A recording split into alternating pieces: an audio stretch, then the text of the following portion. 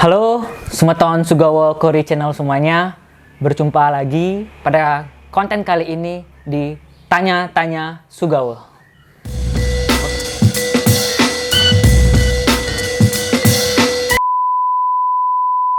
Oke, buat penonton setia dari Sugawo Kori Channel, hari ini saya akan bertanya kepada Bapak Sugawo Kori, di mana beliau yang selain sebagai anggota DPRD, beliau basicnya adalah orang ekonomi. Nah, sekarang lagi hangat-hangatnya isu nih di sosial media maupun di berita-berita terkait adanya resesi. Bahkan presiden kita di berbagai kesempatan selalu mengatakan bahwa tahun ini sulit, tahun depan gelap. Nah, beranjak dari itu, kami dari Sugawo Kori Channel akan memberikan edukasi kepada masyarakat tentang resesi ini dan inflasi tentunya. Halo Bapak Sugawo Kori. Bagaimana hari ini? Selamat siang, selamat sore ya. Selamat sore. Kita Songkare, sehat-sehat semua. Sehat, oke. Nah, seperti yang saya tadi sampaikan pada semeton Sugawo Kori Channel, kita akan membahas tentang inflasi yang benar-benar sedang hits nih di sosial media. Nah, gimana sih? Sebenarnya apa sih itu inflasi, Pak? Jadi inflasi itu adalah di mana terjadi penurunan nilai uang dan kemudian ditandai dengan meningkatnya harga-harga. Nah, meningkatnya harga-harga itu dibandingkan dengan standar tahun sebelumnya, ini akan mempengaruhi tingkat inflasi. Nah, kemudian posisi kita Bali ini saat ini adalah kita berada pada inflasi posisinya 6,84 ya. Kemudian nasional ada pada 5,8. Jadi artinya apa? Artinya posisi inflasi Bali ini posisinya lebih tinggi dibandingkan dengan inflasi nasional. Nah, kalau inflasi itu pasti nanti diperhadapkan dengan apa yang disebut dengan pertumbuhan ekonomi. Nah, pertumbuhan ekonomi Bali itu adalah pertumbuhan ekonomi nasional itu mencapai 5,5%. Sedangkan pertumbuhan ekonomi Bali masih di bawah 5%. Masih di bawah 5%. Nah, kalau dihubungkan dengan tingkat pertumbuhan dan tingkat inflasi, maka kalau inflasi itu lebih tinggi dibandingkan dengan tingkat pertumbuhan, maka ini akan berpengaruh kepada menurunnya kemampuan ekonomi, termasuk kesempatan kerja atau meningkatkan pengangguran, meningkatnya kemiskinan dan lain sebagainya. PDB negatif juga berarti ya. Oleh karena demikian, maka ketika bicara tentang inflasi, Pak Presiden turun langsung untuk bagaimana kita pertumbuhan ekonomi kita itu jangan dilampaui oleh pertumbuhan tingkat inflasi. Termasuk di Bali ini. Oleh karena demikian, kami berpendapat kita harus serius menangani masalah inflasi ini. Nah, untuk mengetahui masalah inflasi ini, maka sudah tentu kita harus pahami terlebih dahulu faktor-faktor yang berpengaruh terbesar terhadap inflasi itu sendiri. Nah, seperti misalnya kemarin itu adalah transportasi karena kenaikan harga BBM. Jadi harga BBM ini memicu kenaikan inflasi. Ini juga akan berpengaruh kepada bahan pokok. Karena transportasi meningkat, harganya bahan pokok pasti naik. Biaya angkutannya naik. Oleh karena demikian, kami berharap yang berpotensi besar ini juga harus diatasi oleh pemerintah. Misalnya dengan memberikan subsidi ongkos transportasi kepada jalur-jalur distribusi. Kemudian juga kita harus mewaspadai jangan sampai terhambat distribusi. Iya, benar. Misalnya karena jembatan putus, atau kemacetan, atau kapal pengangkut menghadapi masalah yang mempengaruhi stok yang ada di dalam daerah termasuk di Bali. Dan yang ketiga yang harus juga diwaspadai adalah kaum spekulan yang memanfaatkan.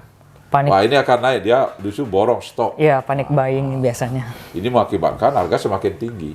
Oleh karena demikian, kami berpendapat untuk yang memanfaatkan kaum spekulan ini harus ditindak. Kemudian transportasi ini harus disubsidi oleh pemerintah. Begitu juga kelancaran distribusi ini harus betul-betul dijaga, diawasi. Dan yang paling terpenting adalah daya beli masyarakat, terutama masyarakat kecil ini harus dilindungi. Jadi masyarakat berpendapatan rendah ini harus diberikan perlindungan melalui bantuan-bantuan tunai oleh masyarakat. BLT. Dan ini harus dipercepat prosesnya. Gitu. Nah, kalau tadi kan dari segi pemerintah nih, kalau dari segi kami sebagai masyarakat, apa yang harus kami persiapkan menghadapi tahun-tahun yang berat ini? Ya, untuk masyarakat, ya kita harus mengurangi perilaku konsumtif ya.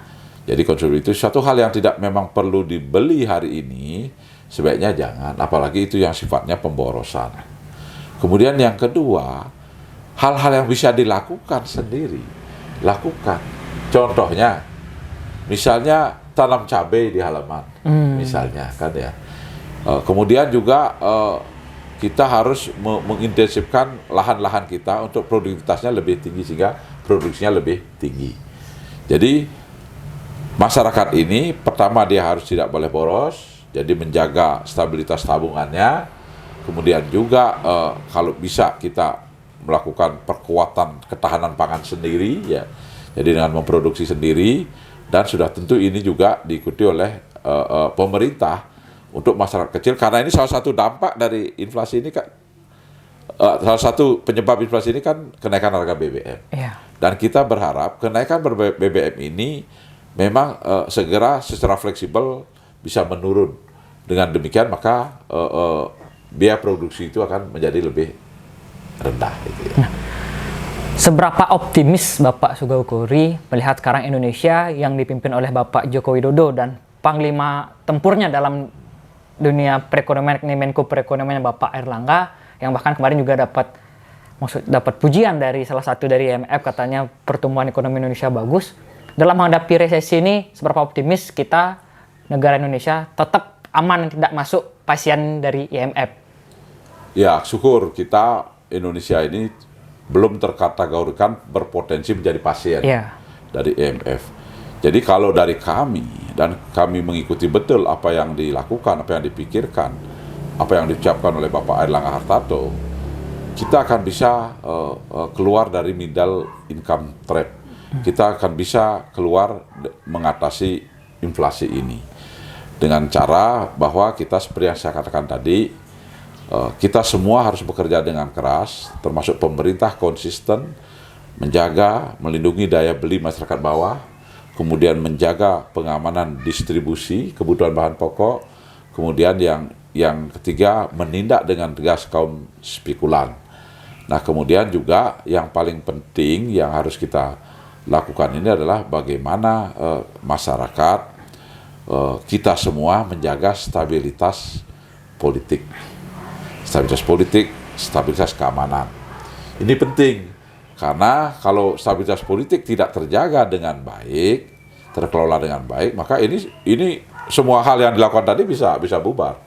Oleh karena demikianlah maka Partai Golkar di dalam menetapkan calon presidennya itu selalu berdasarkan atas kajian, tahapan, dan yang paling prinsip dilakukan oleh KIB ya, Koalisi Indonesia Bersatu, yang sangat sejalan dengan Presiden Joko Widodo, yaitu kita akan menolak intoleransi yang berpotensi menyebabkan instabilitas politik kita. Nah, selain itu juga ada satu hasil pemikiran murni dari Bapak Airlangga Hartarto yang juga menjadi pujian, yakni dengan adanya kartu prakerja. Nah, ini juga seberapa pengaruhnya untuk masyarakat dalam menghadapi momen-momen krisis ekonomi di dunia ini? Ya, kartu prakerja ini pasti adalah atas arahan Presiden. Beliau sebagai pembantu Presiden, sebagai Menko Perekonomian, menerjemahkan dengan baik.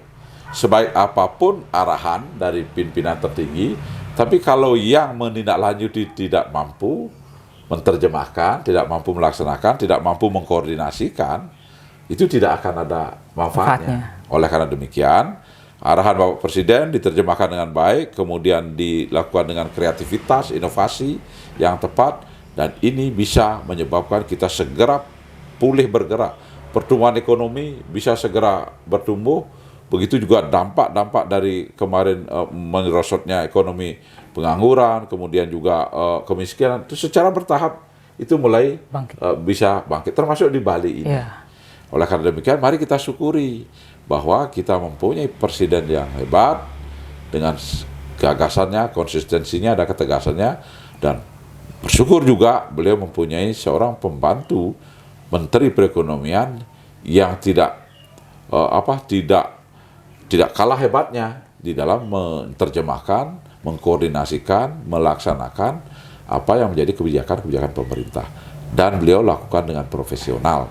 Karena beliau adalah seorang teknokratis, seorang yang memang berpendidikan baik, kemudian juga terdidik baik di dalam lingkungan keluarga dan masyarakat, sehingga dengan demikian mereka tanggap, cepat paham terhadap apa yang diinstruksikan oleh Bapak Presiden.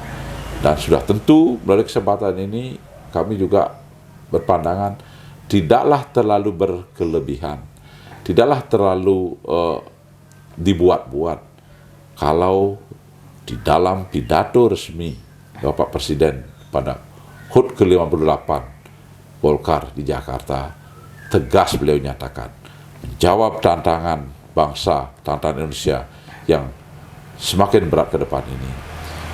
Kita harus menyiapkan orang yang mempunyai pengalaman, mempunyai kapasitas yang mumpuni, dan jam terbang yang tinggi. Salah satunya yang disebutkan adalah Bapak Airlangga Hartarto. Dan sudah tentu kita sebagai kader Golkar, warga masyarakat, sepakat dengan apa yang disampaikan oleh Bapak Presiden. Baik, terima kasih Pak Sugawo atas informasinya kepada masyarakat. Nah, jadi buat Semeton, Sugawo Kori Channel, mari kita kurangi daya hidup konsumtif kita dan siaga cash kita untuk menghadapi masa-masa yang berat ini. Tetap jangan khawatir dan panik berlebihan. Oke, sampai jumpa lagi. Jangan lupa di like, komen, dan subscribe.